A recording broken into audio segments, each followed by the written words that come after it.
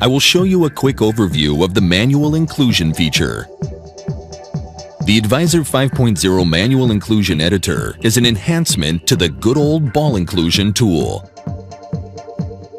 There are 3 ways to add inclusions in Advisor: automatically with the Galaxy system, semi-automatic with the Inclusion Charting Editor, which uses Dia Expert Eye images, and manually with the Manual Inclusion Editor.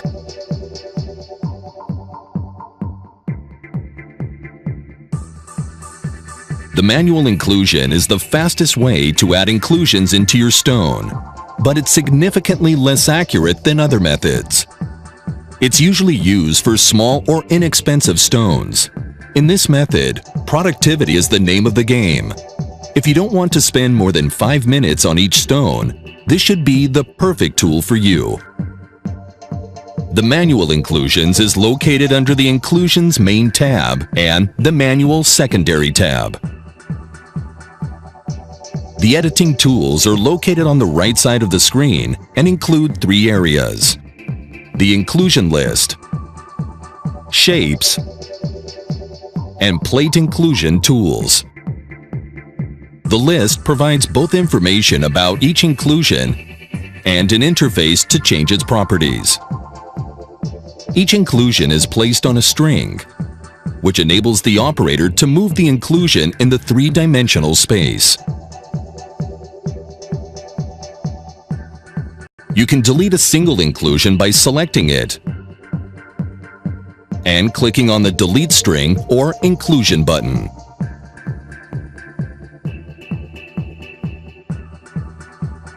The same button will delete the string if it doesn't contain any inclusions.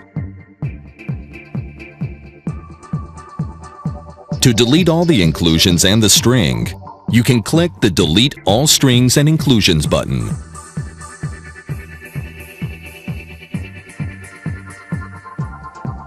Before adding any shape, you will have to place a string in the stone by clicking on the Add String button and defining its initial location in one of the following manners. Left-click on 2 locations on the rough surface, which creates a string between the 2 click locations.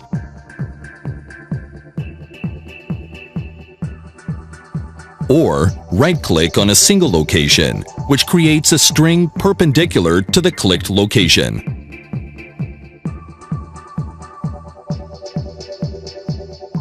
There are 6 shape buttons, including the old ball shape, which maintains full backwards compatibility to previous versions. Once you've added a string to the rough, simply click on one of the shapes to add the inclusion on the center of the string. I will add a cone shape, for example. Note that the mouse cursor has 3 states: an arrow that points up while hovering above the shape, a double-sided arrow when hovering over the inclusion's limiters, the purple arrows on the inclusion's edges, and a cross when hovering over the string.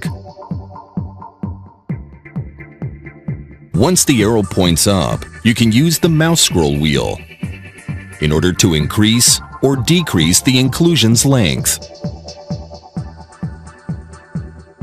or to slide the shape on the string using the left mouse button. The second option to modify the inclusion length is to drag the inclusion edge using the limiters.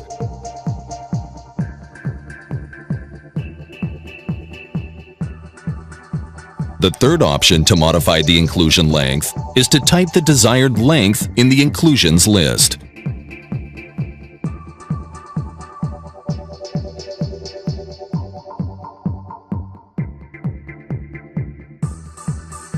You can move the string with the inclusions in the stone in the same manner you move a saw plane. Right mouse click moves the string parallel, and left click on the blue arrows on the edges of the string while dragging the mouse will move the string or rough intersection point.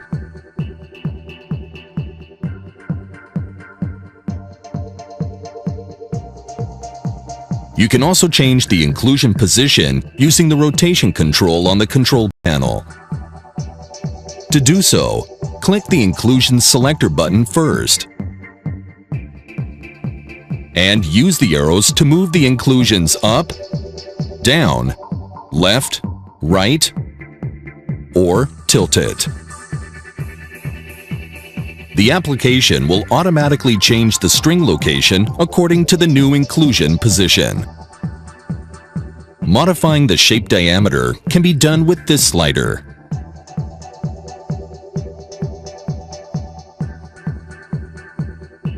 Note the diameter value display in microns in the text box above the slider. The second way to change the inclusion's diameter is in the Inclusions list.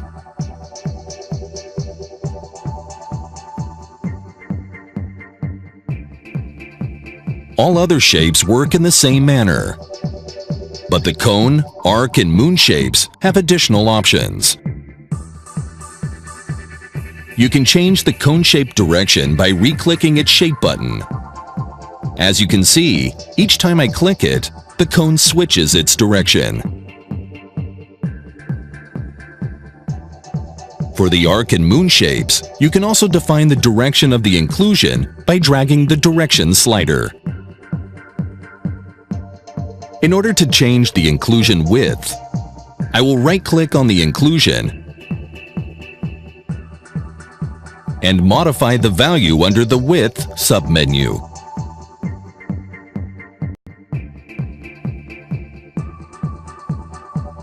Advisor 5.0 enables you to change the inclusion state and clarity in order to best support the value process. The two parameters can be defined in the Inclusions list or by using the right-click menu of a specific inclusion. In this menu, we have preserved the ability to change inclusion size from planning mode using the Make Smaller or Larger option, or delete inclusions without having to enter the editor again. In the bottom part of the editor, we have the Plate Inclusion section. The plate is a simple tool that helps the planner transfer information viewed under a loop to Advisor. Using a loop, the planner marks a line with a pen, representing the depth of the inclusions. The line is tracked on the system using the Plate tool, and the shape of the inclusion is added manually. In this example, the planner marked this line so I can follow it. I will click the Add Plate button, and I will set 3 points on the planner line. On the third point, a plane appears. I will click the V to approve the line.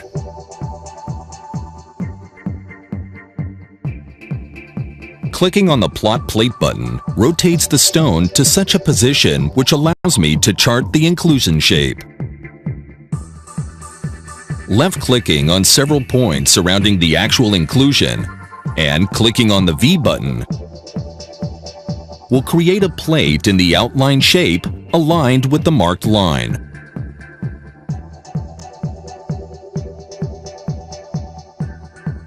I can modify the inclusion width in the Inclusion list. There is another way to use the Plate option. I can add a track saw on the planner line.